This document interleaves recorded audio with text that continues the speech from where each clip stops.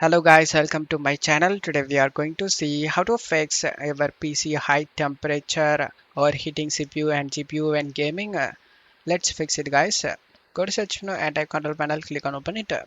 Select view by to large accounts and select power options and select create a power plan option and select high performance in this list and type here temp fix and select next. Set this all option to never and create option. And now click on change plan settings next to it and select change advanced power settings. Scroll down, expand the PCI Express link state power management.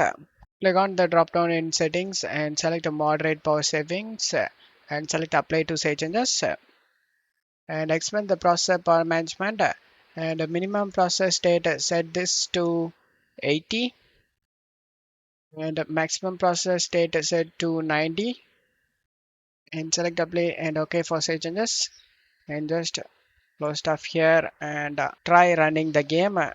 Please don't forget to leave a like guys.